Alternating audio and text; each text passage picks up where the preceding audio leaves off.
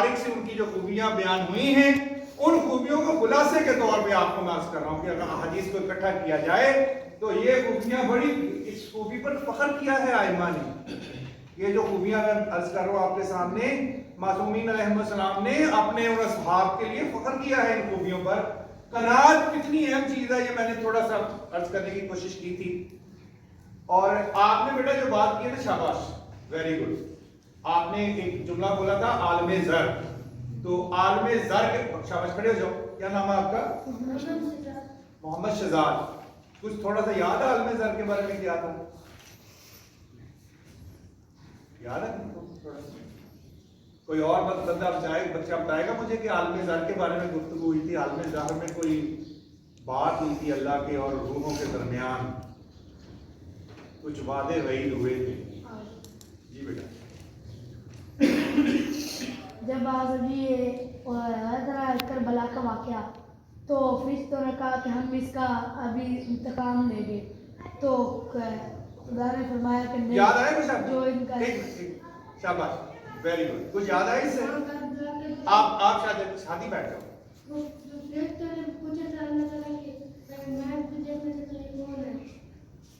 پوچھی بولو. یہ کون سا نور ہے جو بدلہ لے گا؟ خدا نے جب زیارت کرائی تو کس کا نور حالت قیام میں تھا؟ امام زمانہ علیہ السلام کا. پر محمد و آل محمد صلی اللہ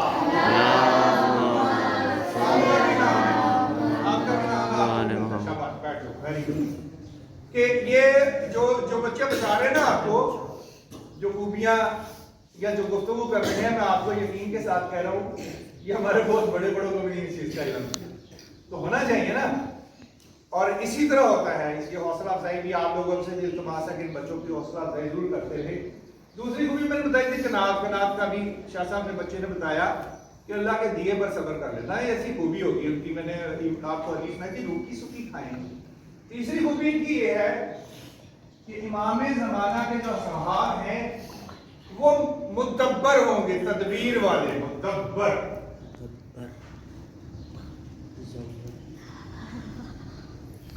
مدبر کا معنی آپ سمجھتے ہیں؟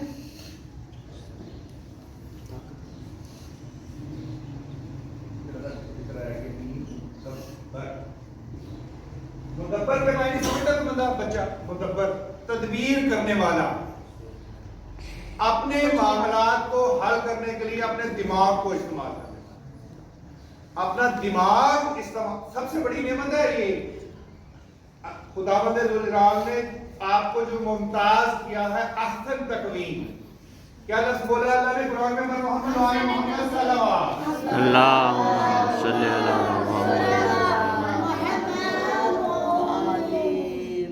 احسن تقویم بولا ہے آپ لوگوں کے لیے کہ میں نے بنانے میں جب حسن پیدا کرنا چاہا بنا رہا تھا. وہ خالق ہے نا ہر چیز کا، ہر چیز اس کی بنائی ہوئی حسین ہے. یعنی آپ حیرت گم ہو جاتی ہے. آپ اس کائنات کو دیکھیں کتنے توازن سے بنایا ہے. چاند کتنے، سورج کتنے، ستارے کتنے، اور گردش کر رہے ہیں اپنے گرد بھی اور گھوم رہے ہیں. نظام اتنا خوبصورت پوری کائنات کا، یہ کتنا حسین ہے. اچھا اس نے کس کو حسین نہیں کہا؟ اس نے آپ کو اور مجھے حسین. اس نے کہا کہ میں جب بنا رہا تھا تو سب سے ہی پیاری چیز تکوین میں، بنانے میں جو میں نے بنائی ہے وہ تم ہو. بندہ ہے، انسان ہے. یعنی ہمیں کتنا پیار سے اس نے وہ خلق کیا. یہ کس بنیاد پر ہے؟ یہ اس بنیاد پر ہے، اس خوبی کی بنیاد پر کہ وہ دماغ استعمال کرتا ہے. جب فرشتوں نے اعتراض کیا تھا نا کہ تو نے جو بنایا ہے لکڑی سے قتل و غارت گری کرے گا، فساد کرے گا. یاد ہے آپ کو سورہ بقرہ میں گفتگو فرشتوں سے خداوند ذوالجلال کو انہوں نے شیطان کے کہنے پر کہ یہ قتل و غارت گری کرے گا، دنیا میں ریشہ دوانیاں کرے گا. تو خدا نے کہا تھا کہ تم نہیں جانتے کہ میں نے کیا چیز بنائی ہے. ایسے ہی تھا نا، سادہ سی بات کا مفہوم میں آپ کو سمجھا رہا ہوں کہ تمہیں نہیں علم.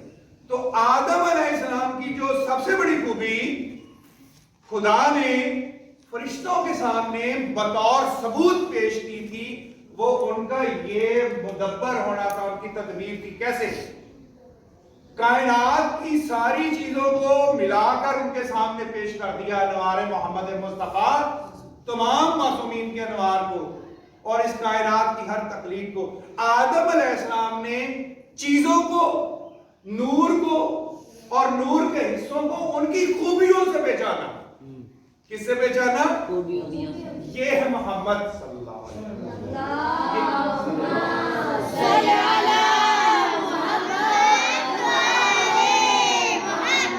یہ ہے جناب علی علیہ السلام، یہ ہے جناب فاطمہ زہرا سلام اللہ علیہ کا نور، یہ امام حسن کا. ایک ایک کو خوبیوں سے پہچانا. صرف یہی نہیں، بعض تفسیروں میں لکھا ہوا ہے کہ کائنات کی ہر چیز کا نام اس کی خوبی سے بنا. یعنی آدم علیہ السلام نام بنا رہے تھے چیزوں کا، آدم علیہ السلام چیزوں کا نام ان کی خوبیوں سے تخلیق کر رہے تھے. یہ مدبر پن ہوگا امام زمانہ کے ہر سپاہی میں، یعنی اس خوبی پر جس پر اللہ نے ناز کیا ہے وہ خوبی ان سپاہیوں میں مکمل ہوگی. تدبیر.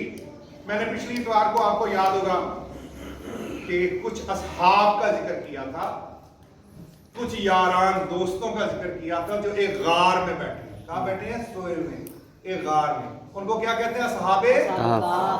یاد ہے نا آپ کو؟ یاد ہے؟ اس کے بارے میں میں نے ایک چیز بتائی تھی، یہ دوبارہ انعام کا سوال ہے بچوں کے لیے. اصحاب کہف کی یہ خوبی قرآن کے اعتبار سے میں نے بتائی تھی کہ قرآن کو کوئی جمع تفریق کرے نا تو کوئی ایسی چیز بنتی ہے قرآن میں کہ جس میں ان کی یہ خاص خوبی سامنے آتی ہے جو اس سے ملتی جلتی چیز ہے، جو اسی کا ایک حصہ ہے. قرآن کے سینٹر میں لکھا ہو. اونچی کھڑے ہو کے بیٹا. آپ کا نام کیا ہے؟ جرار. جرار. جرار کیا ہے؟ قرآن پاک میں پڑھو بیٹا. آپ کو آتی قرآن پڑھو، اونچی بولو. قرآن کے سینٹر میں کوئی لفظ لکھا ہے؟ پورے قرآن کو لفظوں کے اعتبار سے جو موجودہ ترتیب ہے ہمارے پاس، پورے قرآن کو سینٹر کر دیا جائے گن کے لفظوں کے اعتبار سے تو ایک خاص لفظ بالکل سینٹر میں، درمیان میں، کہ جو ایک ان میں سے آدمی باہر جا رہا تھا اپنے لیے کوئی کھانے پینے کا سامان لینے کے لیے، اسے دوسرے نے کہا کہ بھئی ہوشیار رہنا، اپنے آپ کو تیار رکھنا، دماغی طور پر قائم رہنا، دماغی طور پر قائم رہنا، ہوشیار، دنیا سے بچ کے رہنا، تمہارا راز کہیں ظاہر نہ ہو جائے. تو جو ایک صحابی دوسرے صحابی کو مشورہ دے رہا تھا وہی ان کی سب سے بڑی خوبی ہے. اب یہ میں آپ کو عرض کرتا ہوں کیسے. ان اصحاب کی سب سے بڑی خوبی یہی ہے. شاباش بیٹا، آپ کھڑے رہے. جناب آپ نے جو بتایا تھا، اب یہ جو قرآن کے ساتھ ان کی یہ جڑی ہوئی چیز ہے سورہ کہف میں جو بیان ہوئی ہے، اس کے بارے میں نے چھوٹا سا واقعے کا ہنٹ بھی دیا تھا کہ اس نے کہاں جانا تھا واپس اور کیوں جانا تھا واپس، اور وہ کہاں لیٹے ہوئے تھے؟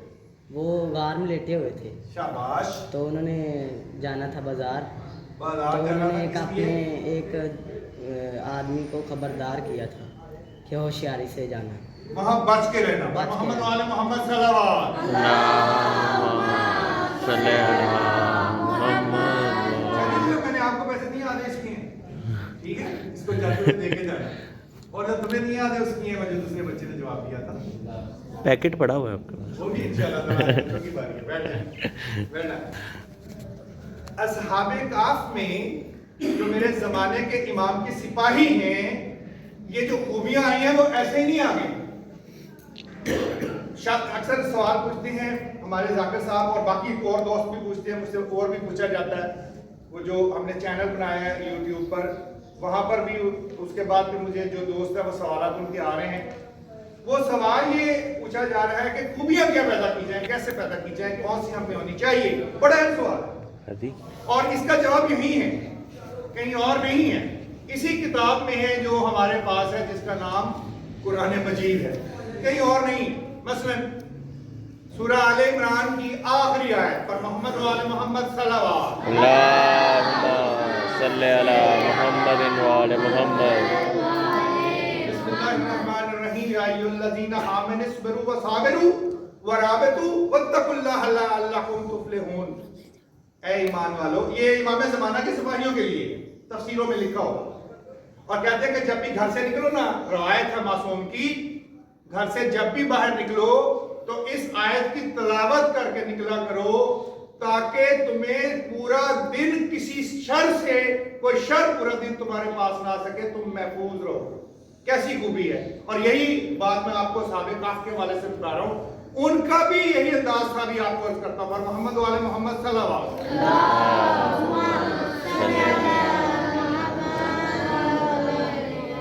بیٹا یہ جو آپ کی کتاب ہے نا، آپ کو خداوند ذوالجلال نے انعام کے طور پر دی ہے، آپ پر رحمت کے طور پر قرآن، یہ گھروں میں رکھنے کے لیے نہیں ہے، یہ کتاب تسلسل کے ساتھ پڑھنے کے لیے ہے۔ جتنی پڑھتے جاؤ گے اتنا تمہارا روحانیت کا نور بڑھتا چلا جائے گا، اتنی زیادہ آپ کے زمانے کے امام سے آپ کی قربت ہوتی چلی جائے گی۔ یہ قرآن کی آخری آیت سورہ آل عمران کی، بسم اللہ الرحمن الرحیم، یا ایھا الذین آمنوا اصبروا وصابروا ورابطوا واتقوا اللہ لعلکم تفلحون۔ بے شک خدا نے اپنا بیان کر کے نا کہ وہ بڑی جلدی حساب لے گا، اے ایماندارو صبر کرو، یعنی برداشت کرو، اور دوسروں کو صبر کی تعلیم دو، اور رابطے میں رہو اپنے لوگوں کے ساتھ تاکہ تم فلاح پا جاؤ۔ یہ جو خوبیاں بیان کی ہیں نا، ان اصحاب نے اپنی زندگی میں ان خوبیوں کا عملی نمونہ پیش کیا ہے، وہ میں آپ کے سامنے مختصر طور پر بچوں کی یادداشت کے لیے، تاکہ بچوں کو اندازہ ہو جائے کہ امام زمانہ کے جو صحاب ہیں ان میں یہ خوبیاں کیسے آ گئی ہیں۔ قرآن آپ نے پڑھا، میں نے آپ کو بتایا کہ یہ 18ویں سورت ہے قرآن مجید، اور قرآن کے 15ویں سپارے میں بالکل سینٹر میں، درمیان میں وہ آیت بھی آپ کے سامنے میں نے ابھی عرض کر دی ہے، بالکل درمیان میں قصہ ہے، لیکن اس قصے کے ساتھ جڑی ہوئی ایک اور خوبصورت چیز ہے جو میں آپ کو عرض کروں۔ آپ سے التماس ہے کہ معصومین علیہ السلام کی ازواج پر بلند تر صلوات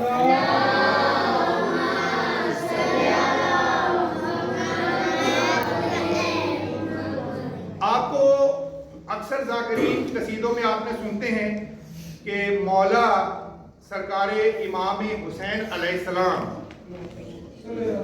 جس وقت ان کے سر مبارک کو نیزے پر بلند کر کے لے جایا جا رہا تھا، بازار بازار کریا کریا، تو مولا نے ان کے کٹے سر نیزے پر اللہ کی کتاب کی تلاوت کی۔ آپ نے بالکل یہ واقعہ ذاکرین سے سنا ہوگا۔ اچھا یہ نہیں آپ نے کبھی پوچھا ہوگا کہ آخر کتنا عجیب و غریب واقعہ ہے، حیرت انگیز واقعہ ہے، اللہ کے دین کی اور کربلا کی حقانیت ثبت کر گیا زمانے میں۔ ایک نے نہیں دیکھا، دو نے ہی نہیں دیکھا، شہر کے سارے لوگوں نے دیکھا، سارے لوگوں نے اس آواز کو سنا۔ آخر کوئی تو بات ہوگی نا کہ سرکار مولا امام حسین علیہ السلام تکوین کی اس ولایت کا اظہار فرما رہے تھے اس مقام پر کہ جس مقام پر دشمن ان پر نعوذ باللہ یہ سمجھ رہے ہیں کہ غلبہ حاصل کریں۔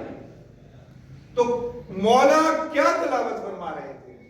مولا ان اصحاب کا واقعہ تلاوت فرما رہے تھے۔ ان اصحاب کی متعلق خدا نے جو معلومات پہنچائی ہیں نا آپ کے اس قرآن کے ذریعے، مولا ان آیات کی تلاوت فرما رہے تھے جب خدا نے کہا ہے نا کہ یہ کیسا حیرت انگیز واقعہ ہے، اس حیرت انگیز واقعے کو بیان کر رہے تھے۔ کہاں؟ ان لوگوں کے سامنے کہ جنہوں نے دین حق کی نصرت نہیں کی، دین حق کی نصرت کے ساتھ لوگوں کو یاد دہانی کروانے کے لیے جو کٹا سر امام حسین علیہ السلام کا تلاوت کلام مجید کر رہا تھا، وہ ان اصحاب کے واقعے کی تلاوت کروا رہا ہے۔ کتنا اہم ہوگا یہ، کتنی ضروری چیز ہوگی یہ، کتنے اہم لوگ ہیں یہ کہ جن کا ذکر مولا کو اس وقت یاد آیا کہ جس وقت کوئی آسرا نہیں تھا۔ یقیناً یہ میری بات آ گئی، یقیناً اپنے بیٹے امام مہدی علیہ السلام کو یاد کر رہے ہوں گے، تو جب ان کو یاد کر رہے ہوں گے تو ان کے صحاب کا ذکر آیا تو مولا نے یقینی طور پر ان کو یاد کیا۔ یہ میری بات ہے، یہ کسی روایت میں نہیں لکھی ہوئی، لیکن بہرحال صحابہ کاف جو تھے ان کو مولا اس وقت بھی یاد کر رہے تھے۔ کتنا عجیب و غریب واقعہ ہے کہ جو حقانیت کا ثبوت بن گیا۔ یہاں قرآن میں بھی خدا نے ان کو حیرت انگیز واقعے کے طور پر یاد کیا. خدا نے بھی اسی طرح ان کو یاد کیا ہے. کچھ یہودی آگے، عیسائی آگے، بعض کتابوں میں لکھا ہوا ہے غیر مسلم، وہ انہوں نے مولا سے سوال پوچھا ختمی مرتبہ محمد مصطفیٰ سے اصحاب کہف کا. مولا نے کہا کہ میں آپ کو ابھی جواب نہیں دوں گا. بعض روایات میں 3 دن، بعض روایات میں 2 یا 3 دن، وہ بار بار آتے رہے. ان کے بار بار آنے کے بعد پھر مولا نے خداوند ذوالجلال سے اجازت طلب کی تو قرآن کی یہ آیات نازل ہوئی ہیں جو تسلسل کے ساتھ اس کتاب میں موجود ہے. آپ کی محبت کے لیے میں ان کے ایک حصے کو تلاوت کرنا چاہتا ہوں. آپ سے التماس ہے کہ محمد و آل محمد کی ازواج پر درود بھیجیے.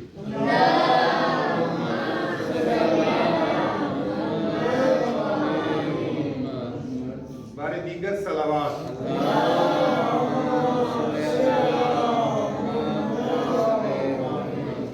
نعرہ تکبیر، نعرہ تکبیر، نعرہ رسالت، نعرہ رسالت، نعرہ حیدری، نعرہ حیدری. بسم اللہ الرحمن الرحیم. یہ میں آیت نمبر 9 کی تلاوت آپ کے سامنے. بسم اللہ الرحمن الرحیم. ام حسبت ان اصحاب الکہف والرقیم کانوا من آیاتنا عجبا. ترجمہ، خداوند ذوالجلال فرما رہا ہے اصحاب کہف اور رقیم، یہ 2 لفظ ان کے لیے استعمال ہوئے ہیں، ہماری قدرت کی نشانیوں میں سے عجب نشانی تھی. عجب نشانی یہ وہ آیت تھی جو مولا امام حسین علیہ السلام کا کٹا سر نیزے پر تلاوت فرما رہا تھا. اذ اووا اول فی تعتو الی الکہف فقالوا ربنا آتنا من لدنکا رحمتا وہی لنا من امرنا رشدا فضربنا علی اذانہم فی الکہف سنین عددا. فرماتا ہے خدا کیا تھا کہ ہمارے پروردگار سے رحمت فرما، ہمارے لیے دعا کی ان کی، اے ہمارے پروردگار اپنی بارگاہ سے رحمت عطا فرما، ہمارے واسطے ہمارے کام میں کامیابی عنایت کر. پھر ہم نے کیا کیا ان کی اس دعا پر ہدایت مانگ رہے ہیں اور کامیابی مانگ رہے ہیں اور رشد مانگ رہے ہیں. تو ہم نے کیا تب کئی برس تک ان کے کانوں پر پردے ڈال دیے. پھر ہم نے انہیں چونکایا تاکہ دیکھیں کہ 2 گروہوں میں سے کس کو غار میں ٹھہرنے کی مدت خوب یاد ہے. اے رسول، ہم ان کا حال تمہیں بالکل ٹھیک تحقیق کے ساتھ بیان کرتے ہیں. وہ چند جوان تھے. اب یہ جو آیت کا حصہ آیا ہے نا، یہ میں آپ کے سامنے عربی بھی پڑھوں گا، اردو بھی. بسم اللہ الرحمن الرحیم. نحنو نقص علیک نبأہم بالحق انہم فی تعص آمنوا بربہم وزدنہم ہدا. فرماتا ہے خدا بالکل ٹھیک بیان کرتے ہیں. وہ چند جوان تھے، اپنے سچے پروردگار پر ایمان لے آئے تھے. ہم نے کیا کیا؟ ہم نے ان کی سوچ میں اور زیادتی کر دی، بڑھا دیا، اور ہم نے ان کو ہدایت عطا کر دی. یعنی خداوند ذوالجلال نے کسی چیز کے بدلے ان کی تدبیر کو، ان کی سوچ کو، ان کے معیار کو، ان کی ہدایت کو اور بڑھا دیا. اور کتنا بڑھا دیا وہ آپ کے سامنے اس کی مثال یہ ہے کہ اتنا بڑھا دیا کہ وہ ہمارے زمانے کے امام کے ساتھ تشریف لائیں گے دنیا کو ظلم اور جور سے پاک کرنے کے لیے، عدل اور انصاف کا گڑھ بنانے کے لیے. آپ بور تو نہیں ہو رہے؟ محمد والے محمد بلند صلوات.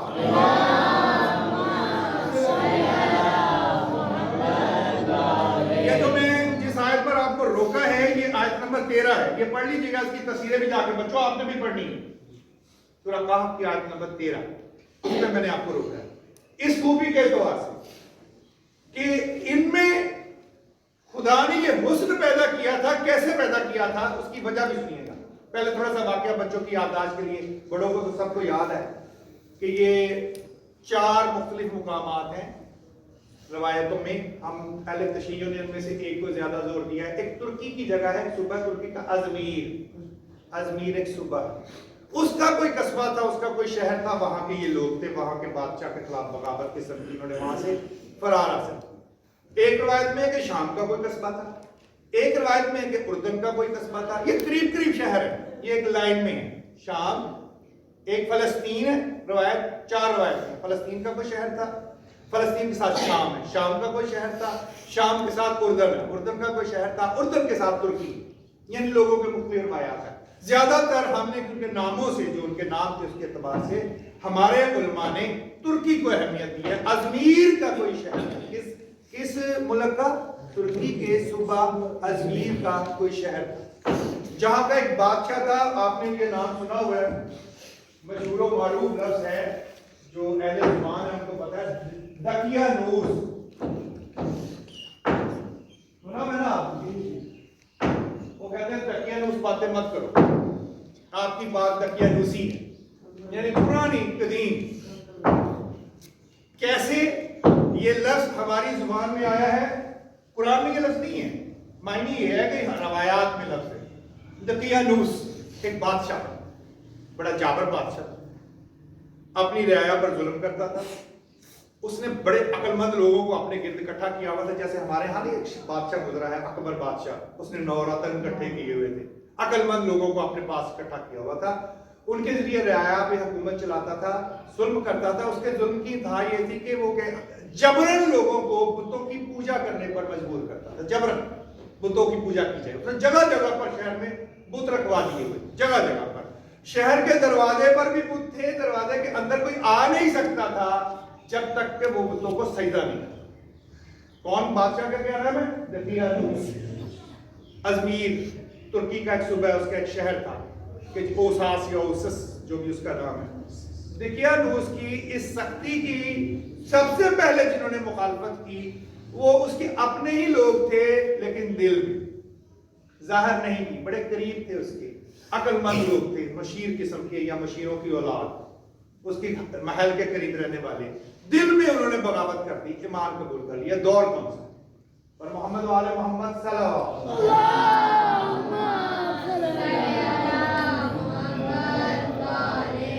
یہ 201 سے 250 عیسوی کا اس کا دور بتایا جاتا ہے دقیانوس، کیونکہ یہ تو بادشاہ تھا، مشہور تھا، تاریخ میں اس کا ذکر موجود ہے۔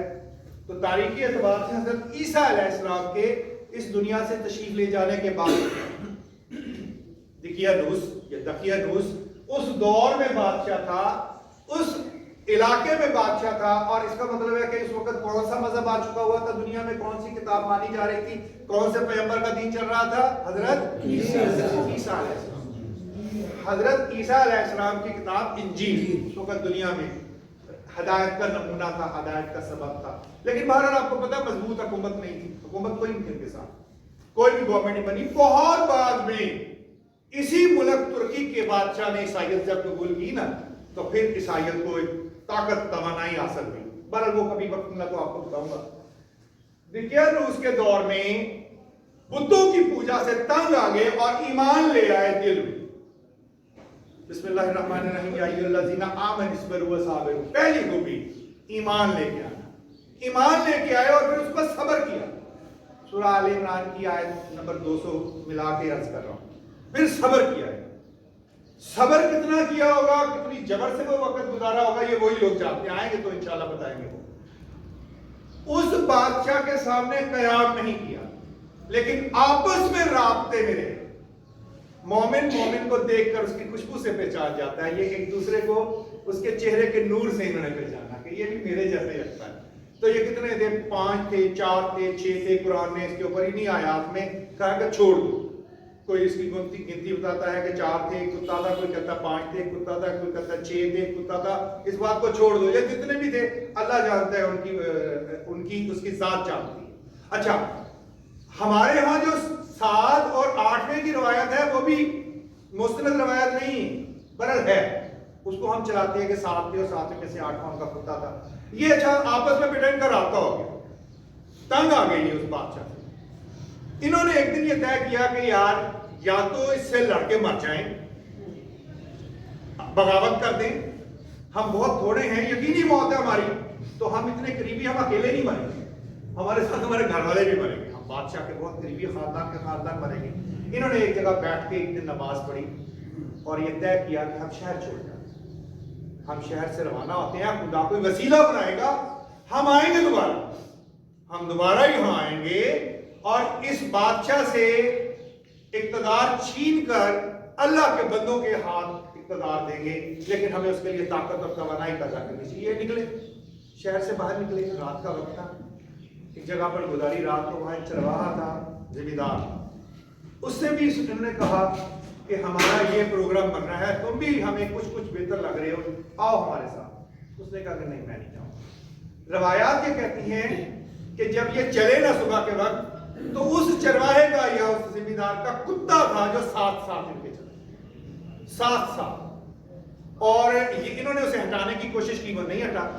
तो खुदावंद ज़ुल जलाल ने फिर कुव्वत गोयाई उसको अता की, तो उसने कहा कि मैं नहीं जा, अपने अंदाज से बताया होगा कि मैंने तुम्हारे साथ ही रहना। खैर वो चलो, उन्होंने कहा छोड़ो भाई, कुत्ता है, इसको भी शायद अकेला रहेगा तो कोई दरिंदा ना फाड़ खाए, इसको भी साथ लिए चलते हैं, हमारे चलो सामान की हिफाजत करेगा। ये चल रहे थे तो उधर बादशाह को खबर हो गई अगले दिन कि वो लोग भागे हैं, और जाते जाते वो जिम्मेदार को या और लोगों को ये बता के गए हैं कि बुत परस्ती को छोड़ दिया जाए, हम वापस आएंगे इंशाअल्लाह अल्लाह की नुसरत के साथ, और इस शहर को बुतों से पाक कर दें, अल्लाह के दीन के लिए खालिस कर दें। तो उसने फिर घोड़े दौड़ा दिया कि पकड़ो ये, जहां मिले, जिस जगह पे इनको नजर आए इनको कत्ल कर दिया है। इन्हें भी खबर हुई, जा रहे थे तो पीछे से देखा कि तूफान उठा हुआ है, कई बीसियों घोड़े दौड़े चले आ रहे हैं। इनको अंदाजा हो गया कि ये हमारी फौज हमारे पीछे लग गई है, मौत तो यकीनी थी। अब क्या करें, एक गार थी, गार के अंदर ले चले। अब जब वो गार के अंदर गए तो खुदा फरमाता है, जो भी मैंने अभी आपको आयत पढ़ी, मैंने उनको नींद दे दी, सुकून दे दिया। इसीलिए खुदा ने फरमाया कि नींद सुकून है, मैंने उनको नींद दे दी, वो सो गए। तो उनका कुत्ता वहां बाहर बैठा हुआ था। अगर बात ये कहती है कि लोग आ गए, उन्होंने उनको देख लिया, लेकिन जब खुदा ने ये महसूस किया कि ये इनको नुकसान पहुंचाएंगे, तो गार के थाने पर बहुत बड़ा पत्थर कायम कर दिया, दरवाजा बंद कर दिया।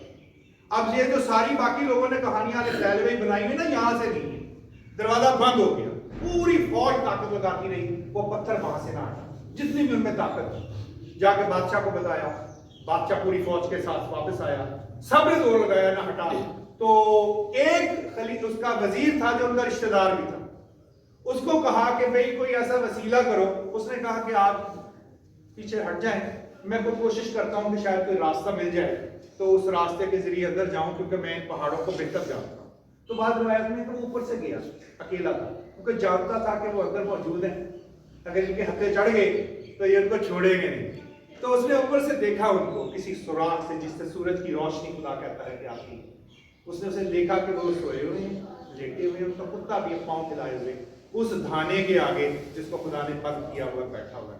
वो वापस आया, उसने कहा कि बादशाह मैं देख के आया हूं कि वो अब इस दुनिया में नहीं, उनको मौत आ गई, उनकी लाशें पड़ी हुई है वहां पर और उनको जानवर खा रहे हैं।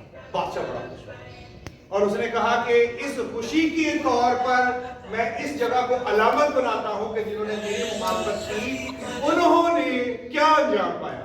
तो एक तख्ती लिखकर वहां पर लटका दी, और लिखी हुई तख्ती को रकम से उन्हें सहाबे रकीम भी इसलिए कहा जाता है।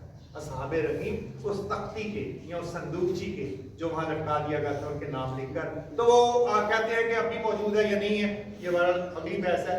उन असहाब ने अपना वो दौर जो सोया हुआ गुजारा न जाने कितना, खुदा आगे फरमाता है, फिर मैंने उनको जगा दिया एक दफा, पर मोहम्मद वाले मोहम्मद सल्लल्लाहु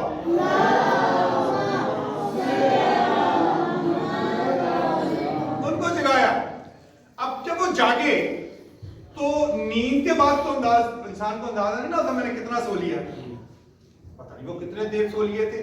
कुरान ने कहा है कि कुछ लोग कहते हैं 300 साल को, कुछ कहते हैं कुछ तो 300 से 9 साल ऊपर मिला के 309 साल का दौर बताया जाता। उठे, अच्छा जब वो उठे ना तो उसी तरह फ्रेश थे, उसी तरह ताजा थे, उनके जिस्मों पे भी कोई असर नहीं पड़ा था, उनका कुत्ता भी उसी तरह था, वो भी उठा साथ ही उनकी। अब आपस में उन्होंने गुफ्तगू शुरू कर दी कि अब क्या करें। उन्हें नहीं अंदाजा कि वक्त कितना ज्यादा गुजर गया, जिसम उनके बिल्कुल ताजा है। खुदा कुरान में फरमाता है कि सूरज उन पर रोशनी करता है और हम उनकी करवटें बदलते रहते, उनकी करवट बदलते रहते। اتنا پیار ہے خدا کو ان سے اتنا پیار اس لیے ہے کہ وہ آپ کے زمانے کے امام کے صحابی ہیں، ان کا پیار سے سنبھال کے رکھا ہوا ہے خداوند ذل جلال، کروٹیں بدلتا ہے۔ اچھا وہ اب آپ کی گفتگو جو میں نے آپ کو بیان کی، ان کی گفتگو شروع ہو گئی، اب کیا کریں؟ کسی نے کہا کہ اس غار کے دھانے کو کھولا جائے گا، اب انہوں نے بھی زور لگا لیا، غار کا دھانا نہیں کھولا، پوری کوشش، پتھر کا بہت بڑا دروازہ سمجھ لی، اس غار کے آگے دروازے گول سا اس کا منہ تھا، اس کے آگے وہ پھنس گیا ہوا، اب کوشش کر کے ہٹ گئے، ان سے بھی نہ ہٹا، تو کہا کہ بھئی ہم نے جناب عیسیٰ علیہ السلام کی جو باتیں سنی ہیں نا، اس میں انہوں نے یہ فرمایا تھا کہ ایک ہی ذات ہے جو مدد کرتی ہے اور وہ خداوند ذوالجلال ہے، اور اس سے مدد مانگنے کا طریقہ یہ ہے کہ اپنا ایمان اس کے سامنے پیش کر دو، تو تمہارے ایمان کو وہ چیک کر کے اس کا تجزیہ کر کے تمہاری مدد فرماتا ہے، اتنی ہی تمہاری مدد فرماتا ہے۔ یہاں پر روک کر میں آپ کو ایک حدیث سنا دوں کہ خدا سے ہمارا تعلق کتنا مزیدار ہے۔ آپ اگر تفاسیر پڑھیں نا قرآن کی تو آپ کو ملے گا، معصوم نے یہ فرمایا ہے کہ تم یہ دیکھنا چاہتے ہو، یہ مفہوم عرض کر رہا ہوں، پر محمد و آل محمد صلی اللہ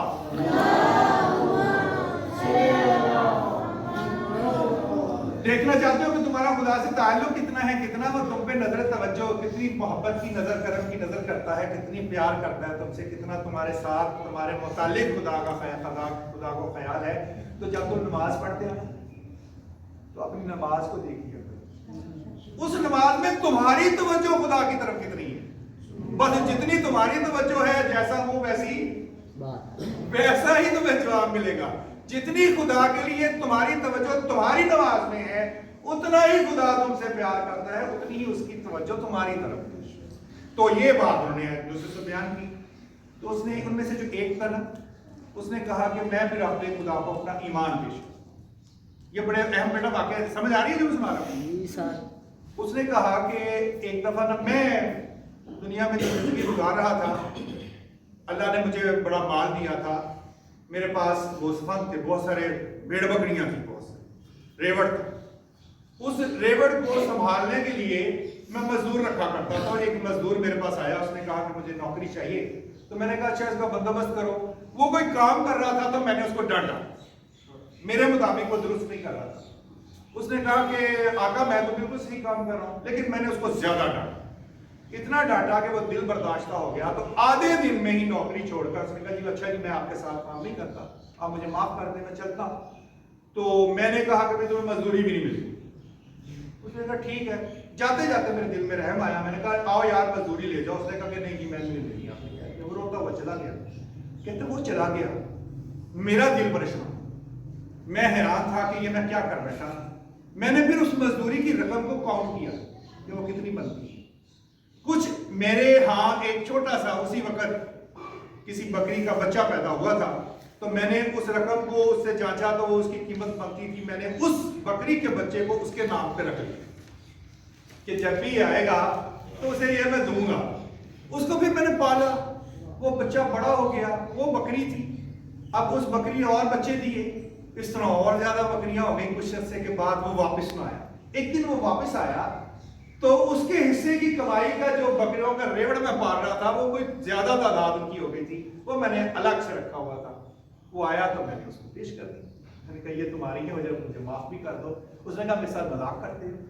تو میں نے کہا میں تمہارے ساتھ مذاق نہیں کرتا، مجھے جس پیغمبر نے دین سکھایا ہے، جو میرے ہاں تعلیم دی جا رہی ہے، وہ تعلیم یہ دی جا رہی ہے کہ حق پر اور انصاف پر قائم رہو اور بے ایمانی سے بچو، لوگوں کو تکلیف دینے سے بچو، تو تمہارے حصے میں ہی بڑھوتری ہوئی ہے۔ اگر اس میں سے کچھ لے کر میں کھاتا تو وہ میں حرام کھاتا، یہ میں نے تمہارا حصہ رکھا ہوا ہے تو یہ تم لے جاؤ۔ تو میں نے خدا کی طرف اس وقت ہاتھ بلند کیے، سجدہ کیا اور معافی مانگی اور کہا یہ میں خدا تیرے لیے فی سبیل اللہ للہ کر رہا ہوں۔ تو اللہ نے، میرا خیال ہے کہ میں نے یہ کام اللہ کے لیے خالص کیا تھا، اس کو یقیناً پسند ہوگا۔ اس نے یہ کہانی ختم کی تو پتھر تھوڑا سا سرک گیا، اللہ کی مدد آ گئی، اس کی یہ قبولیت ہو گئی کہ ہاں تیرے ایمان کی یہ بات مجھے پسند آئی ہے۔ تھوڑا سا ہٹا، لیکن ابھی اتنا راستہ نہیں بنا تھا کہ دوسرا جائے، پر محمد والے محمد صلوات۔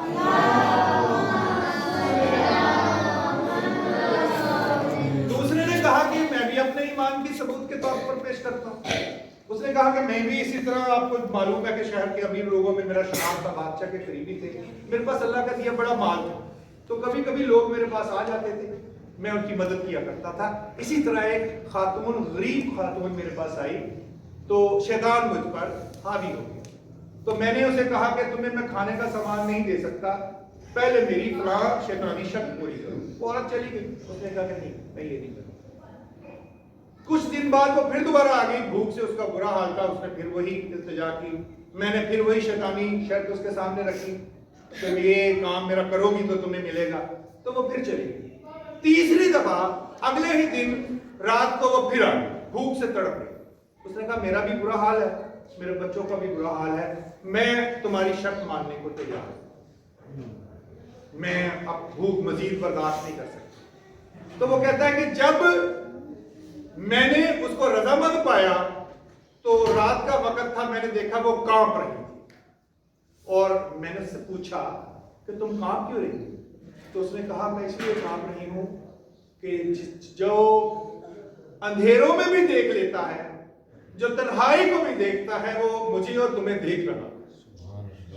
وہ کہتا ہے اس بات پہ میں اتنا کانپا، میں نے اس سے معافی مانگی، اس کو رزق دیا، اور خدا کی طرف ہاتھ جوڑ کے کہا کہ مولا میں نے تیری خاطر دیا ہے، اور میں تیرے خوف کی خاطر، تیرے دین کی خاطر اور تیرے حکم کی خاطر آج سے توبہ کرتا ہوں. ایسی توبہ جو توبہ النصوح ہے، اور یہ تیرا ہی تھا، تیرا ہی مال ہے، اور تیرے ہی بندے کے پاس کیا ہے.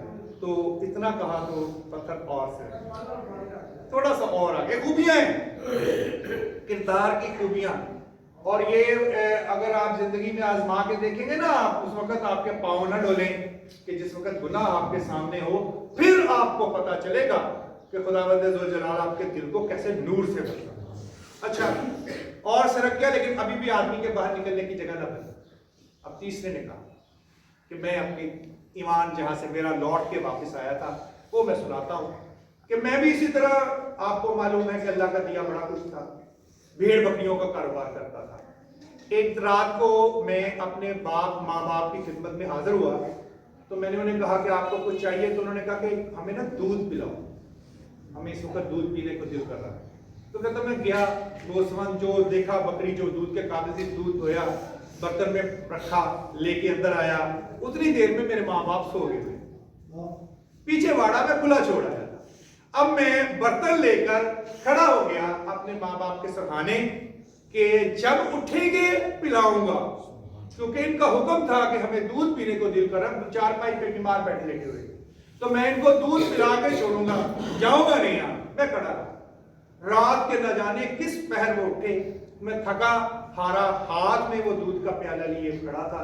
اپنے ماں باپ کو کہا کہ میں حاضر ہوں. میں نے ان کو دودھ پلایا، اور جب واپس آیا تو میری بھیڑیں جو میں کھلی چھوڑ آیا تھا سب چلی گئی تھی. میں نے خدا کی طرف ہاتھ بلند کر کے عرض کی کہ میرے مولا میں نے تیری خاطر اپنے ماں باپ کا احترام تیرے نبی کے بتائے ہوئے طریقے کے مطابق للہ کیا ہے، خدا کے لیے کیا ہے. جب اس کی یہ کہانی ختم ہوئی تو وہ تھوڑا سا اور سے رہ گیا. اب گزرنے کا راستہ بن گیا، اس غار سے نکلنے کا راستہ بن گیا. یہ جو ماں باپ کی بات آپ کو عرض کر رہا نا، سورہ بقرہ میں بر محمد والے محمد صلی اللہ علیہ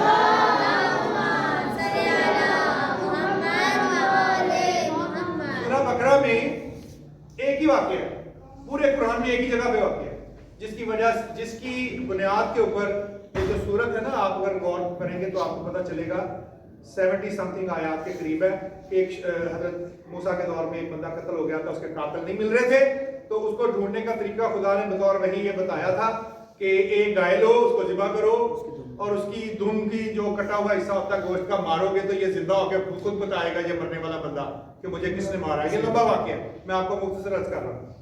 تو گائے ڈھونڈنا شروع ہو گئی. انہوں نے کہا جی کیسی گائے ہو؟ انہوں نے کہا جی ایسی ہو کہ جس نے جو حل میں نہ جوتی ہوئی ہو. کیسی اور کوئی خوبی؟ انہوں نے کہا نوجوان ہو. اور کوئی خوبی؟ اس کا رنگ زرد ہو.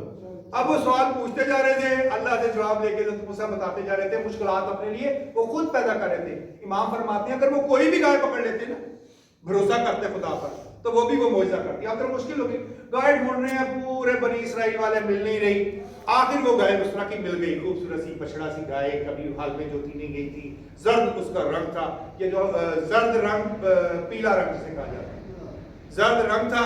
انہوں نے کہا ایک کس کی ہے؟ ایک نوجوان نے کہا میری. انہوں نے کہا خریدیں گے. کتنے؟ انہوں نے کہا میں نے بیچنی. انہوں نے کہا نہیں میرے باپ نے دی ہے, میں نے تمہیں بیچنی. انہوں نے کہا جتنی قیمت مانگو گے دے گے. اب سامری کے دور کا وہ پرانا جو سونا اکٹھا کیا ہوا تھا فرعونوں کا, وہ ان کے پاس تھا. انہوں نے کہا سونا مانگو سونا دیں گے. اچھا وہ نوجوان مانگتا گیا, حاضی ہوگی. اس نے کہا کہ جب اس کو ذبح کیا جائے گا اس کی کھال میں جتنا سونا بھر جاتا ہے نا اتنا سونا مجھے دو گے تو یہ گائے میں تمہیں دوں گا. اتنی قیمت ہوگی اس گائے کی. اپنی غلطی کی وجہ سے نا کوئی بھی گائے پکڑتے ذبح کر دیتے, امام فرماتے ہیں تو کام ہو جاتا. اب سوال پہ سوال, سوال پہ سوال. اس لیے جب معصوم بات کر رہا ہو یا معصوم کی بات سامنے آ جائے تو پھر سوال نہیں کرنا, پھر مان لیں گے, آمن قبول کر لیں گے. سوال کرتے جاؤ گے تو دین اور دنیا مشکل ہوتی چلی جائے گی. اچھا اب وہ کیا ہوا کہ سونا بھر کے کھال جتنا اس کو انہوں نے وزن کر کے ان کو سونا دیا, لے آئے, گائے کو ذبح کیا اور پھر اس کو کاٹا, اس لاش کو لگایا. وہ زندہ ہو سے بتایا کہ فلاں نے مجھے قتل کیا تھا, جو میرا مقدمہ لڑا تھا نا اسی نے قتل کیا. باہر امام نے یہاں پہ ایک بڑی خوبصورت بات کی, مولا امام جعفر صادق علیہ السلام.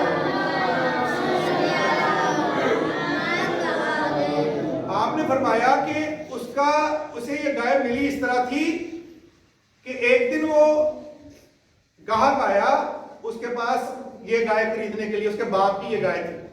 تو گاہک کو اس نے کہا تم ٹھہرو میں اپنے باپ سے پوچھ کے آتا ہوں اس کی قیمت کیا ہے. خیمے کے اندر گیا تو باپ سویا ہوا تھا.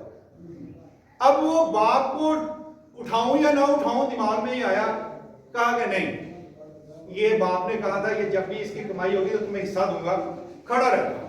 گاہک صاحب باہر کھڑے ہوئے ہیں, یہ خیمے میں اپنے باپ کے ساتھ کھڑے, باپ سوتا رہا نہ جانے کتنی دیر پر رکا. تو انہوں نے کہا تم میرے پاس کیوں کھڑے؟ انہوں نے کہا ابا جی میں اس لیے کھڑا ہوں کہ باہر گاہک آیا ہوا ہے کہ یہ کون سا ٹائم ہے گاہک آنے کا. انہوں نے کہا نہیں بابا جی آیا تو صبح کا تھا, آپ سوئے ہوئے تھے, روشنی تھی اس وقت, دن تھا, تو میں نے کہا کہ آپ اٹھیں تو, لیکن آپ کو میں نے ڈسٹرب نہیں کیا, پریشان نہیں کیا. وہ باپ بڑا خوش ہوا. اچھا جاؤ گاہک کو لے کے آؤ. گاہک کی طرف گیا تو گاہک صاحب جا چکے تھے. وہ واپس آیا, اس نے کہا میں تیری اس خدمت کا صلہ تمہیں یہ دیتا ہوں کہ تم نے میری نیند کو خراب نہیں ہونے دیا, میرے آرام کا خیال رکھا. یہ گائے آج سے تمہاری. اچھا اس کا نتیجہ کیا ملا؟ اس گائے کے بدلے سے کیا ملا؟ سونا. اس گائے کا مولا فرماتے ہیں زرد رنگ کی جوتی پہنا کرو کیونکہ اس گائے کا رنگ بھی زرد. یہ امام نے فرمایا ہے زرد رنگ کی جوتی پہنو کیونکہ خدا نے اس گائے زرد رنگ کی گائے کے بدلے اس کو اتنا مال دیا تھا. اگر دنیا میں مال غربت نہیں چاہتے, دنیا میں اپنی جیب کو خالی نہیں رکھنا چاہتے تو زرد رنگ کی, اس لیے ہم تشیع زیادہ تر زرد یا سفید رنگ کی جوتی پہنتے ہیں, کالے رنگ کی جوتی نہیں پہنتے, رزق میں اس سے کمی ہوتی ہے. پر محمد والے محمد صلی اللہ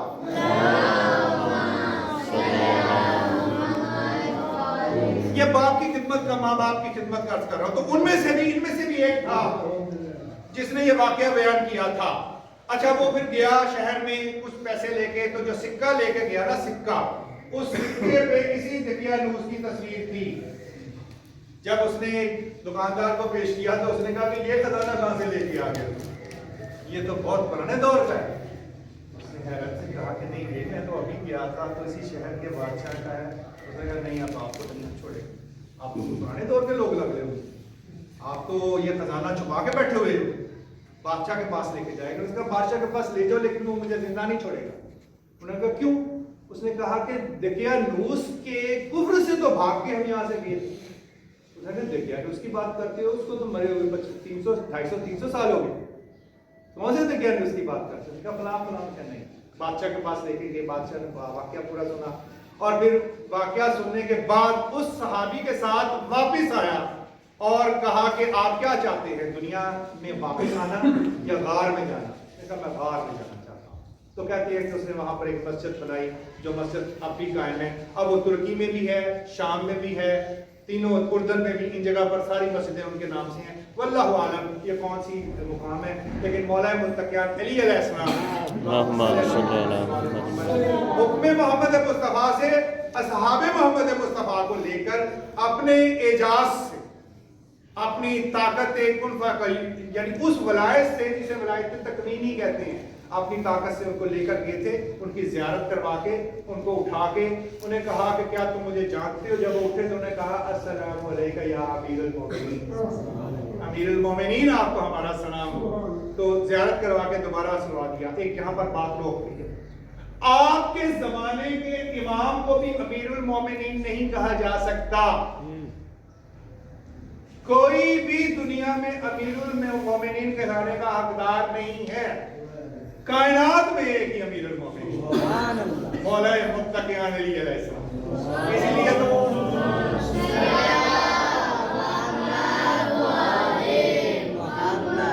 امیر المومنین آپ کے زمانے کے امام بھی نہیں ہیں، حتیٰ کہ مولا امام حسن علیہ السلام بھی نہیں ہے جنہوں نے حکومت کی ہے، وہ بھی امیر المومنین نہیں کہلائے۔ اسی لیے تو مولا نے خطبے میں کہا ہے نا کہ ان لوگوں نے میرے القابات چڑھا لیے، میرے نام چڑھا لیے۔ تو نہ جانے کون تھا جس نے پہلی دفعہ کہا مجھے اس سے کیا تعلق، لیکن پھر لوگوں نے امیر المومنین کہلایا۔ یہ مولا کا صرف اور صرف مولا متقیان علی علیہ السلام کا لقب، امیر المومنین کا امیر، امام المتقین علی علیہ السلام کی دنیا میں آمد کے دن ہے یہ۔ علی علیہ السلام کا ذکر میرے ذاکر، میرے مولوی، میرے علماء، میرے خطبہ اس لیے زیادہ نہیں کرتے کہ علی علیہ السلام کا ذکر ان کو کسی خاص محبت کی وجہ سے ہے یا اس کے ذکر کرنے پر ان کو پیسے زیادہ ملتے ہیں۔ علی علیہ السلام کی خوبیاں اتنی زیادہ ہیں، اتنی زیادہ ہیں کہ 14 معصومین علیہ السلام کا خلاصہ ہے مولا علی علیہ السلام۔ کسی نے کوئی برحمت امام علی علیہ السلام بلند تر صلوات۔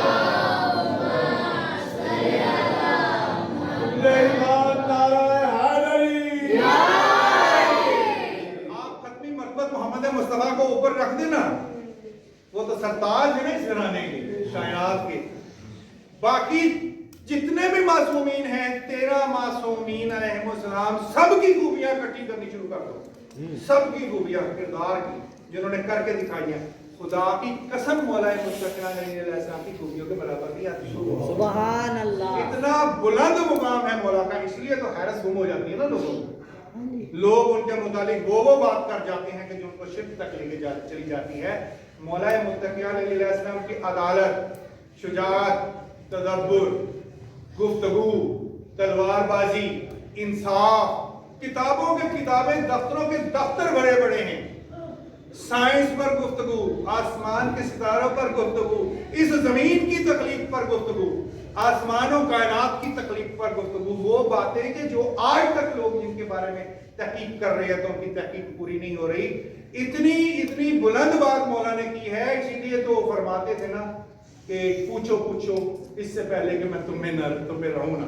تو مولا سے جس نے جو پوچھا مولا نے بتایا، اور جو بتایا ہے وہ ہماری اس دنیا کے علم کی بنیاد بن گیا ہے۔ اور شجاعت میں آپ کو کیا عرض کروں، ان کی دلیری کبھی بھی کائنات میں دنیا میں کسی فرد میں 2 خوبیاں اکٹھی نہیں ہوئی۔ یا تو وہ سائنسدان، انجینئر، عقل مند، ذہین، مبلغ، گفتگو اچھی کرنے والا ہوتا ہے، اگر نہیں تو کوئی بلند ہے تو پھر وہ سپاہی ہے، اس کے پاس وہ دماغ نہیں ہوتا، وہ صرف لڑنا جانتا ہے۔ تو جو شیر خدا بھی ہیں اور ممبر سنونی پر بیٹھ کے دعویٰ سنونی کرنے والے بھی ہیں، وہ دنیا میں ایک ہی کائنات میں شخصیت ہے، وہ مولا متقیان علی علیہ السلام۔ سب کی خوبیاں مولا متقیان علی علیہ السلام کے بیٹے نا امام حسین علیہ السلام۔ آپ کو پوری زندگی میں جو ہم پڑھتے ہیں، جو سنتے ہیں، بلند ترین مقام وہی ہے وہ جو کربلا کا 9-10 محرم کی رات اور دن آتی، انتہا کر دی نا سرکار مولا امام حسین علیہ السلام نے۔ صبر کی بھی انتہا اور جنگ کی بھی انتہا، بہادری کی بھی انتہا۔ یہ ان کی جو انتہا ہے، یہ مولا علی علیہ السلام کی جو ظاہری گزاری ہوئی زندگی ہے نا، اس کے صبر کے برابر نہیں۔ صابر ترین ذات کا نام علی علیہ السلام ہے۔ اپنا حق سامنے جناب فاطمہ زہرا سلام اللہ علیہ پر ہونے والی کو برداشت کرنا زیادہ مشکل تھا کربلا میں کھڑے ہو کے جنگ کرنے کی نسبت۔ صابر بھی وہی سب سے بڑے ہیں۔ میں بات چلتی بات میں سے بات نکلی، آپ کو عرض کر رہا تھا پر محمد والے محمد صلی اللہ علیہ وسلم۔ اچھا، ان کی جو یہ خوبی میں آپ کو اصحاب کہف کی بیان کر رہا ہوں، یہ قرآن میں بکھری پڑی۔ خدا کہتا ہے کہ میں نے زیادہ کر دیا ان کے دماغ کو، ان کی سوچ کو اور ان کی ہدایت کو۔ کس کی بنیاد پر کیا ہے؟ ان کے ایمان کی بنیاد۔ انہوں نے خدا کے حضور اپنا ایمان پیش کیا. جو ایمان انہوں نے پیش کیا، خدا نے جو اس کے لیے لفظ استعمال کیے قرآن میں، وہ آپ کے سامنے دوبارہ تلاوت اس کی آپ کی برکت کے لیے. بسم اللہ الرحمن الرحیم. نحن نقص علیک، ہم بیان کرتے ہیں، نبأہم بالحق، ان کی، انہم فتیات، کہ کون تھے وہ نوجوان، آمنوا بربہم، جنہوں نے اپنے رب پر ایمان کا اعلان کر دیا، جو ایمان لے آئے. وزدناہم ہدا، ہم نے ان کی ہدایت کو، ان کی اس ایمان کو، ان کی عقل کو اور بڑھا دیا. اور اتنا بڑھا دیا ہے اب خدا نے ان کے ایمان کو اور ان کی عقل کو، کہ جو دنیا کی عقلوں کی حیرت گم کرنے کے لیے آئے گا، جو دنیا کو عقل کے راستے پر دوبارہ لے کے آئے گا، اس کے سپاہی بن کر وہ تشریف لائیں گے. امام کے صحابی بن کر جنہوں نے آنا ہے. ان کی بلند ترین خوبیوں میں سے ایک خوبی ہے کہ وہ مدبر ہیں. ان کا ایمان کی وجہ سے ان کی ہدایت اور ان کی سوچ بڑھ گئی، ان کی زندہ ضمیری بڑھ گئی، ان کا اخلاق بڑھ گیا ہوا ہے. تو آج بھی اگر میں نے ان کی ایک ایک خوبی آپ کے سامنے عرض کیا، اور بھی بہت کچھ تاریخ میں لکھا ہوا ہے. باپ کی خدمت کرنا یا ماں باپ کی خدمت کرنا مشکل کام تو نہیں، آسان کام ہے. اپنے ایمان جو پیش کر رہے تھے خدا کے حضور، اور اپنے آپ کو برائی سے بچانا، لوگوں کے ناجائز فائدہ اٹھانے سے بچانا، ان کی کمزوریوں کا. اور سب سے بڑی بات کہ جب کسی کا کوئی حق ہو، اگر خدا نہ خواستہ غصب ہو جائے تو پھر اسی کی طرح لوٹانا جسے اس نے لوٹایا. یہ مشکل کام تو نہیں ہے. ان مشکل کاموں، ان آسان کاموں کو روزانہ سر انجام دیا جا سکتا ہے، روزانہ. اور جب ہم روزانہ سر انجام دیں گے تو خدا کس چیز کو بڑھائے گا؟ ہماری عقل کو بڑھائے گا، ہماری سوچ کو بڑھائے گا، ہماری ہدایت کو بڑھائے گا. یہ ایک ہاتھ دے اور دوسرے ہاتھ دے کر سودا ہے. محمد والے محمد سلام.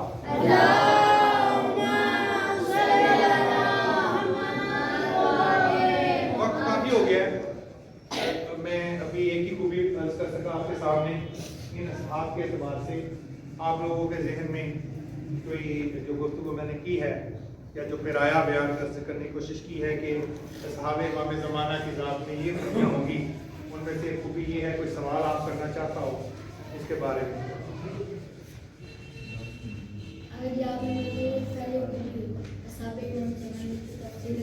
اونچی بولو. یہ تفسیر قرآن آپ نے بتایا ہے، یہ پہلی علامت ہے. اس کے جو پیسے لیتے ہیں یہ جائز ہے اور ہم کہیں تو؟ شاباش، بیٹھ جاؤ. Very good question. پورے کا پورے دین کا سوال پوچھ لیا اس نے، پورے کے پورے دین کا سوال. نام کیا تمہارا؟ محمد علی. محمد طیب. طیب. آپ کا سوال بیٹا اتنا خوبصورت ہے کہ سارے کے سارے دین کا خلاصہ یہ ہے. اللہ نے یہ فرمایا ہے کہ میری آیات کو سستے داموں مت بیچو، کہ خداوند ذوالجلال نے فرمایا. کلام مجید پڑھانے کے پیسے لینا حرام ہے، تشیع میں نہیں، سب میں، باقی بھی اس کو مانتے ہیں. مولا متقیان علیہ السلام نے فرمایا تھا، ایک بندے نے کہا کہ میں آپ سے اللہ کے لیے پیار کرتا ہوں کوفے میں. آپ نے کہا میں اللہ کے لیے تم سے دشمنی رکھتا ہوں. اس نے کہا کہ مولا ایسے تو نہ کریں، میں تو آپ سے پیار کرتا ہوں خدا کے لیے. انہوں نے کہا میں خدا کے لیے تم سے پھر دشمنی رکھتا ہوں، میں پھر کہتا ہوں. اس نے کہا جی غلطی کیا ہو گئی؟ انہوں نے کہا تم قرآن پڑھانے کے پیسے لیتے ہو. مولا متقیان علیہ السلام کی اس کی سر دشمنی ہے قرآن پڑھانے کے پیسے لینے کی وجہ سے. اچھا میں ایک منٹ اس کو مکمل کروں. قرآن پڑھانے کے پیسے لینا، آذان دینے کے پیسے لینا، نماز پڑھانے کے پیسے لینا، احادیث پر احادیث موجود ہیں، وہ حرام ہے، باطل ہے ہمارے ہاں. تو لہذا قرآن کے ساتھ جو قرآن کی تفسیر بھی پڑھائی جا رہی ہے اصل میں وہ بھی قرآن ہی. تو قرآن اور قرآن کی تفسیر دو مختلف چیزیں نہیں ہیں. کہ آپ کیا فرما رہے تھے؟ یہ جو قاری حضرات جو پڑھاتے ہیں قرآن مجید اور اس طرح ہمارے ایک ٹرینڈ بنا ہوا ہے، جی تو یہ بھی بھی حرام ہی ہوگا. جی حرام. مولا امام جعفر صادق علیہ السلام مولا سے یہ سوال ہوا تھا، یہی سوال کہ اس طرح پیسے لیتے بتایا تھا, اس نے کہا قرآن پڑھانے کے پیسے نہ لو, تم اگر پیسے لینا چاہتے ہو تو ان کو حساب پڑھاؤ ساتھ. یعنی حساب سے مراد ہے میتھمیٹکس میں, اس بندے کو آتی ہوگی نا میتھمیٹکس, جتنا سوال پوچھا ہوگا. جو تم دنیا کی تعلیم دینے کے پیسے اجازت مل گئی یہاں سے, کسی کو قرآن پڑھانا چاہتے ہو تو قرآن کی سودے بازی نہ کرو, اپنا اور خوبی بھی استعمال کرو. قرآن مفت پڑھاؤ اللہ کے لیے للہ, اور کسی اور خوبی کے پیسے لو. اگر تمہیں مجبوری ہے, جاب بھی کرنی ہے, کاروبار بھی کرنا ہے, تو حساب پڑھاؤ. ہاں یہ الگ بات ہے کہ اگر کوئی از خود کسی کو دینا چاہے اس کی اس خوبی کی بنیاد پر کہ وہ قرآن پڑھاتا ہے, یا وہ ذکر محمد والے محمد کرتا ہے, یا وہ کسی اور دین کے کام پہ لگا ہے, تو یہ جائز ہے, یہ واجب ہے, ہمیں دینا چاہیے. ہم پہ ذمہ داری ہے اس کی کہ اس کا بوجھ اٹھائیں معاشرے کا. طے نہ کرے, اگر کوئی دے دے, دل میں یہ امید بھی رکھ کے قرآن نہیں پڑھانا, یہ امید بھی نہیں کہ مجھے کچھ ملے گا. تم قرآن پڑھاؤ, جس کو پڑھایا جا رہا ہے اس کو دماغ برقرار رکھنا چاہیے, اس کو اس کی مدد کرنی چاہیے. مسائل وغیرہ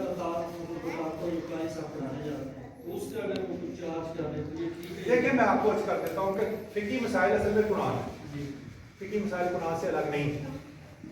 جو چارج کرنے کی فرمان معصوم, یہ میں آپ کو فرمان سنایا من لا یحضر الفقیہ کا, ہماری 4 کتابوں میں سے ایک کتاب ہے, اس کا فرمان سنایا. جو اجازت ملی ہے نا, وہ جس چیز کی ملی ہے وہ دنیا کی باتیں, میتھمیٹکس, ریاضی وغیرہ, اس کی اجازت ملی ہے.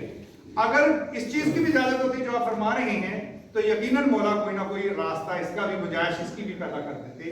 ہاں ایک روایت ہے جو مختلف کتابوں میں موجود ہے, جو میرا خیال ہے کہ جو ہماری ایسر المقال ہے اس میں بھی ہے, کہ کہا کہ جی حج پر لوگ جاتے ہیں تو یا ہم جاتے ہیں تو ذکر کرتے ہیں اہل بیت کا, تو لوگ ہماری مدد کرتے ہیں, لوگ ہماری مدد کرتے ہیں, تو کیا یہ بھی سوال قرآن کی آیات کو بھیجنے والی بات ہے؟ تو مولانا نے کہا نہیں, اس کے معنی یہ نہیں ہے یہاں پر.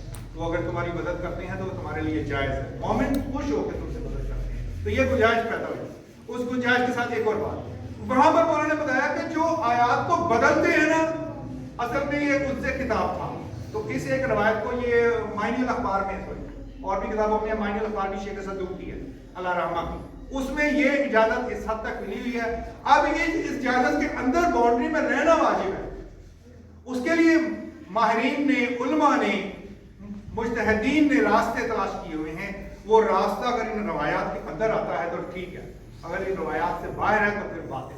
یہ آپ کے فرمائیں. یہ ذاکرین جاتے نہیں اور علماء کرام کس نے انوائٹ کیا مجلس پر, تو وہ اس کا مکمل زیادہ راہ نہیں دے رہا, اس کے بارے میں کیا حکم ہے؟ اس نے بلایا تو ہے لیکن اس نے طے نہیں کی ہے, لیکن اس کا زیادہ راہ مکمل نہیں ہے, تو اس کا کیا پروسیجر ہے, اس کو کیا کوئی مانگنا نہیں ہے. زیادہ راہ کے لیے تو آپ گئے ہی نہیں, زیادہ راہ کے لیے آپ نہیں گئے. میرے یہ دوست ہیں احباب ہیں, مجھے کہتے ہیں کہ شاید آپ ہم کیا کریں, ہم لینے آ جایا کریں, یعنی زیادہ راہ ہی مانگنا. میں ان کو کہتا ہوں نہیں یار, میں چنچی رکشے پہ آ جاؤں گا, یا موٹر سائیکل ہے میرے پاس, میں نے اسی کام کے لیے ہوئی ہے 18-19 ہزار, میں اس پر آ جاؤں گا. اس بات سے بچنے کے لیے کہ کہیں میں ان سے زیادہ راہ بھی نہ مانگوں. یہ تقوی کا اختیار کرنا ضروری ہے نا. آپ جب زیادہ راہ کا بھی ذہن میں لے کر جائیں گے تو پھر گھر میں بیٹھ جائیں, کیونکہ کسی بھی معصوم نے سفر کر کے مجلس نہیں پڑھی, جا کے مجلس نہیں پڑھی. جہاں ہوتے تھے, اب میں شیخوپورہ میں وہ تھوڑا سا سفر کرتا ہوں, یہاں آ جاتا ہوں تو ٹھیک ہے, پیسے بھی نہیں لگتے, پیدل بھی بندہ آ جا سکتا ہے. آپ ذکر محمد والے محمد کرنا چاہتے ہیں تو پھر آپ نے اس شہر میں کریں جہاں لوگ آپ کو جانتے ہیں, یہ ایک الگ ٹاپک ہے. لیکن باہر زیادہ راہ بھی ذہن میں نہیں ہونا چاہیے. کسی نے مجلس کے لیے بلایا جائے, اس کی مجلس پڑھے, دے دے, ٹھیک ہے, نہیں دے تو واپس آ جائے. شاہد بھائی جب قاری صاحب جاتے ہیں گھروں میں پرانے, وہ ہمارے ہوئے اہل سنت جی, تو ان کے لیے عقیدہ ہے وہ اپنی گاڑی پہ جاتے ہیں, فیول استعمال کر کے جاتے ہیں, تو عقیدہ احمد ان کے لیے جائز ہے. یہ بات احمد سے مراد موٹر سائیکل کیا مانگتے ہیں وہ؟ نہیں, جائز نہیں ہے, مانگ کے لینا جائز نہیں, مانگا نہیں. وہ تو صاحب نے سوال کیا تھا, اس کا جواب میں نے عرض کر دیا کہ میں تو اگر کوئی میرے بچے کو قرآن پڑھائے, میں نے خود پڑھایا, باپ پہ واجب ہے فرمانے خدائے متقیان علیہ السلام. بہرحال میں نے خود پڑھایا, کوئی نہیں پڑھا سکتا, ٹائم نہیں ہے. وہ کسی کو کہتا ہے کہ آپ میرے بچوں کو قرآن پڑھا دیں, وہ اپنا گھر بھی بیچ دے, اپنے آپ کو بھی بیچ دے, تو اس قاری کا حق ادا نہیں کر سکتا, اس کا حق ذمت ادا نہیں کر سکتا. لیکن وہ قاری آ کے کہے کہ مجھے 1000 روپیہ دے دو تو پھر یہ آپ نہیں وہ منہ سے نہ کہے، وہ اپنی خوشی سے دے سکتے ہیں نا، آپ اگر چاہیں تو دے سکتے ہیں. آپ کی محبت ہے اللہ کے دین سے اور اس کی آیات کی تلاوت کرنے والے سے آپ کی محبت ہے. قاری دنیا کے عظیم ترین لوگ ہوتے ہیں، بلند مرتبہ قرآن پڑھنے والے کتنے عظیم ہیں. آپ قرآن پڑھ کے دیکھیں، جو قرآن کی آیات پڑھتے ہیں، راوی ہیں، راویوں کی عظمت اتنی ہے کہ کسی اور کے پاس نہ جاؤ، راویوں سے جا کے سوال پوچھو جو احادیث کو پڑھتے ہیں. بہرحال یہ ایک جو سوال میں نے پوچھا تھا یا آپ نے پوچھا تھا، اس کا مختصر دوبارہ احاطہ کرتا ہوں میں کہ قرآن پڑھنے کی اور میرے نزدیک ذکر اہل بیت مجالس، میں نے اپنی ڈیوٹی خود لی ہے، مجھے کسی نے یہ جواب نہیں دی، میں نے ذمہ داری لی ہے. اگر میں اس اہل نہیں ہوں تو چھوڑ دوں، جا کے ریڈی لگاؤں، کام کروں. شفا نقوی صاحب کے بارے میں ایک شخص ان کے بارے میں مشہور ہے جو جنہوں نے جامعہ کوثر بنایا ہے، یا دوسرے جو عالم ہیں، ان کے بیٹے نے جب تعلیم حاصل کر لی تو اس نے کہا کہ کسی کو میری سفارش کر دیں. میرا تھا شیخ محسن نقوی صاحب کے پاس، جن کو آیت اللہ خمینی کے بیٹے نے گھر بنا کے دیا، ٹوٹی چھت والا تھا جہاں رہتے تھے. آیت اللہ خمینی کے بیٹے احمد آئے یہاں پر، دیکھا تو آپ کے پاس تو اتنا بڑا مدرسہ بنا دیا، آپ کو طرح کا اپنا گھر نہیں ہے تو چلو میں اپنی جیب سے آپ کو گھر بنا کے دے دوں.